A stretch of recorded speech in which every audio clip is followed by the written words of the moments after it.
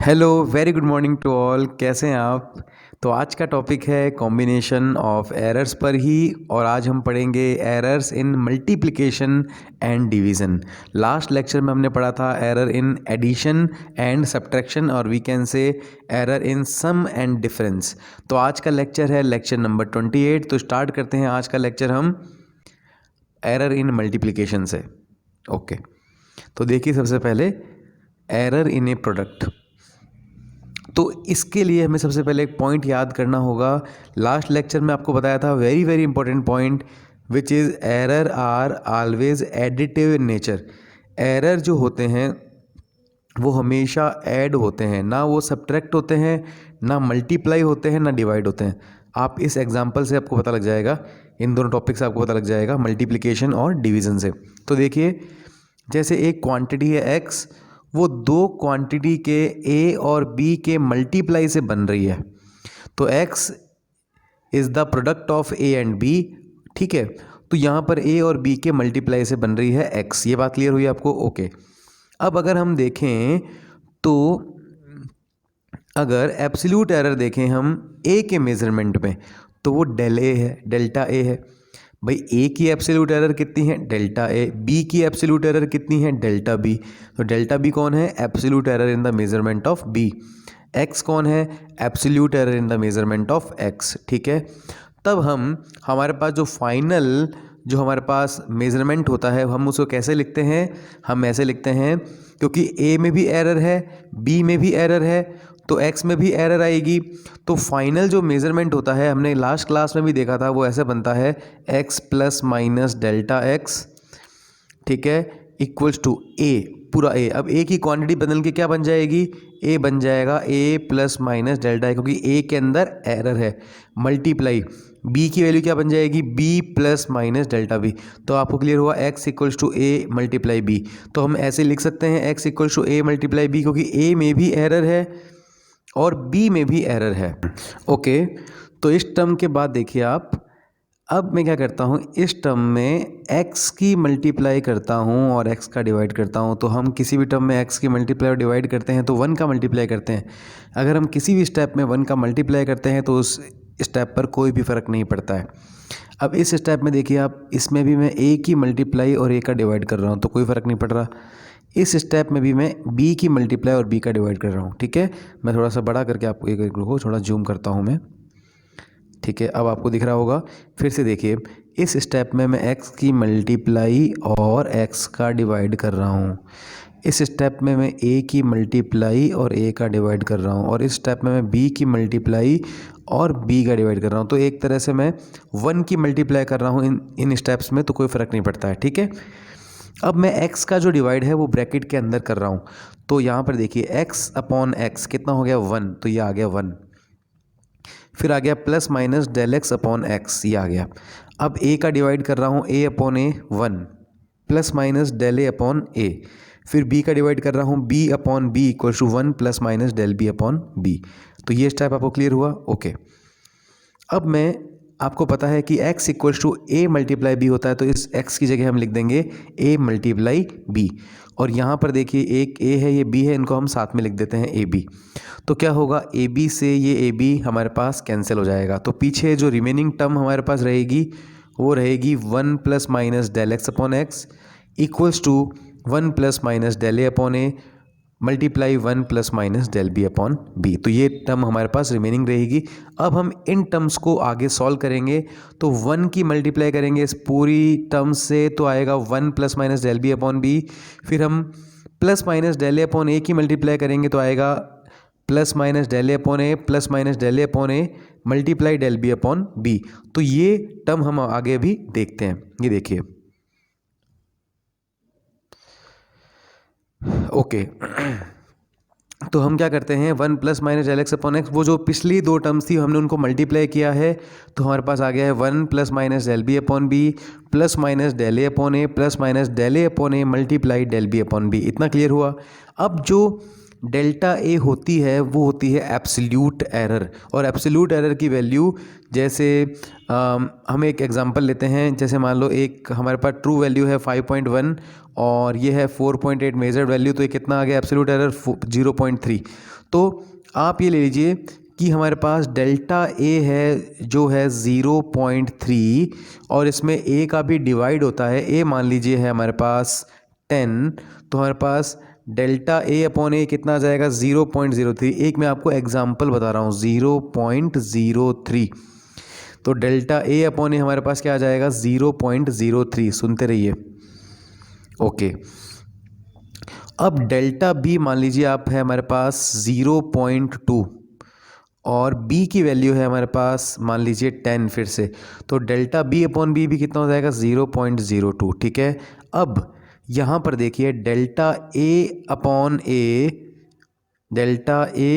ए की मल्टीप्लाई अगर हम करें डेल्टा बी अपॉन बी से, तो डेल्टा ए अपॉन ए कितना हमने कैलकुलेट किया 0.03 multiply delta b upon b 0.02, तो ये आ जाएगा हमारे पास 0.0006 which is very very small quantity. It means delta a upon A multiply delta b upon b हम करते हैं तो हमारे पास आता है 0.0006 which is very very small. इसका मतलब क्या होता है कि ये जो आपको क्वांटिटी दिख रही है ये क्वांटिटी बहुत ही छोटी क्वांटिटी है इनके कंपैरिजन में, तो इसको क्या करते हैं हम नेगलेक्ट कर देते हैं। तो बहुत ज़्यादा छोटी क्वांटिटी, बल्कि 0.0006 आ रहा है तो बहुत छोटी क्वांटिटी हो गई, तो हम इसको नेगलेक्ट कर देते हैं। तो अब देखिए 1 plus minus del x upon X, 1 plus minus del B upon B plus minus del A upon A. इतना क्लियर हो आपको? ओके, अब हम क्या करते हैं बस जस्ट हमने ए वाली टर्म को पहले लिख दिया है यहाँ पर और बी वाली टर्म को बाद में लिख दिया है, तो प्लस में हम पहले बाद में लिख सकते हैं।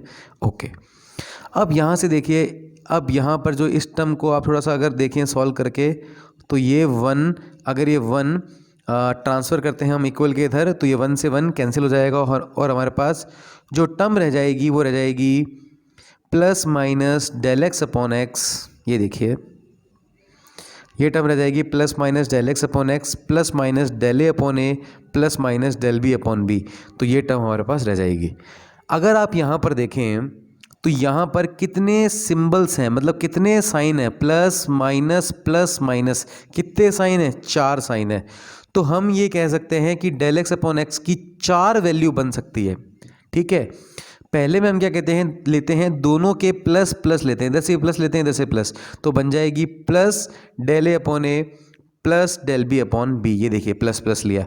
दूसरे केस में हम इधर से क्या उठाते हैं, हम इधर से प्लस उठाते हैं इधर से माइनस उठाते हैं, तो plus del A upon A minus del B upon B. और थर्ड में हम यहाँ से माइनस यहाँ से प्लस, तो माइनस डेल ए अपॉन ए plus del B upon B. और फोर्थ में दोनों के माइनस माइनस। तो इस तरह से 4 टर्म बन जाएगी, क्योंकि कितने यहाँ पर साइन दिख रहे हैं 4, तो इनसे कितनी टर्म बनेगी 4। अब आप देखिए हम यहाँ पर जो मैक्सिमम एरर है हमें वो लेना है, तो मैक्सिमम एरर किस केस में है, मैक्सिमम एरर इस केस में है। तो मैक्सिमम एरर तब आ रहा है जब हम दोनों को ऐड कर रहे हैं। ये बात क्लियर हुई? तो ये तो मैंने आपको बताया, पूरा डेरिवेशन हमें हमेशा शॉर्ट में याद रखना है। मैंने इसलिए करवा दिया है डेरिवेशन ताकि आपको पता रहे कि ये किस तरह से रिलेटिव एरर्स ऐड हुई हैं। तो ये डेले मतलब ये क्या है, mean absolute error upon mean value क्या होती है, ये रिलेटिव एरर होती है। ठीक है, ओके। अब इन लेक्चर्स को थोड़ा सा आपको कॉन्सेंट्रेशन से देखना होगा और दूसरा रेगुलर देखना होगा। ठीक है, ठीक है, तो आगे देखते हैं हम। तो हमने जो एक डेल एक्स अपॉन एक्स की जो मैक्सिमम पॉसिबल वैल्यू थी वो थी डेल ए अपॉन ए plus del B upon B, क्योंकि हमने मैक्सिमम वैल्यू ली है। तो ये देखिए आप, ये देखिए डेल प्लस डेल ए अपॉन ए plus del B upon B. तो हमने देखा कि इन केस ऑफ मल्टीप्लिकेशन, अब फिर से आप देखिए थोड़ा सा ध्यान से, अब बिल्कुल ध्यान से यहाँ पे देखेंगे आप कि अब आपको क्या याद रखना है, आपके मेन एग्ज़ाम में आपको क्या याद रखना होता है और क्या पॉइंट आपके लिए इम्पोर्टेंट है। जैसे 2 क्वांटिटी मल्टीप्लाई हो रही है, ठीक है। अब क्या होता है मल्टीप्लिकेशन के केस में, दोनों क्वांटिटीज़ के रिलेटिव एरर ऐड होते हैं। तो इस x का क्या होगा relative error, del x upon x. a का रिलेटिव एरर क्या होगा, डेल ए अपॉन ए। और b का रिलेटिव एरर क्या होगा, डेल बी अपॉन बी। तो मल्टीप्लाई के केस में जो रिजल्टेंट एरर आता है वो दोनों क्वांटिटी के रिलेटिव एरर के एडिशन के इक्वल होता है। ये समझ में आ गया? मल्टीप्लिकेशन में क्या ऐड होता है, रिलेटिव एरर ऐड होते हैं। ये हमने प्रूव भी कर ली है बात, ठीक है। और हमेशा देखिए, अब आपने देखा था कल एडिशन में तो क्या हो रहा था, del A plus del B. आपने कल देखा था सब्ट्रैक्शन में भी ये सेम था। अब आपने देखा है मल्टीप्लिकेशन में del x upon x equals to del A upon A plus del B upon B. तो आप एरर में एक साइन ही देखते हैं। कौन सा साइन देख रहे हैं आप? Plus. Plus, because error are always additive nature. आप एरर में कभी भी दूसरा साइन नहीं देखेंगे, आप नेगेटिव नहीं देखेंगे। ये पॉइंट आप याद रखना। कई बार क्वेश्चन में मिस्टेक हो जाती है, हम नेगेटिव ले लेते हैं। तो कब ले लेते हैं? कई बार क्वेश्चन हमें बहुत घुमा फिरा के कोशिश करवाता है कि हम नेगेटिव लें, लेकिन तब भी हमें नेगेटिव नहीं लेना है। मैं आपको आगे जो एग्जांपल आएंगे, क्वेश्चंस आएंगे, उसमें हम काफ़ी कंफ्यूज होंगे। हमें लगेगा कि यहाँ पे तो हमें नेगेटिव लेना चाहिए, लेकिन फिर भी हम नेगेटिव हमें नहीं लेना है। ये बात आपको हमेशा बांध कर रखनी है। ओके, अब हम बात करते हैं एरर इन डिवीज़न की। तो एरर इन डिवीज़न में दो क्वांटिटीज़ हैं जो ए और बी हैं, ये दोनों डिवाइड हो रही हैं जिनसे बन रही है एक्स।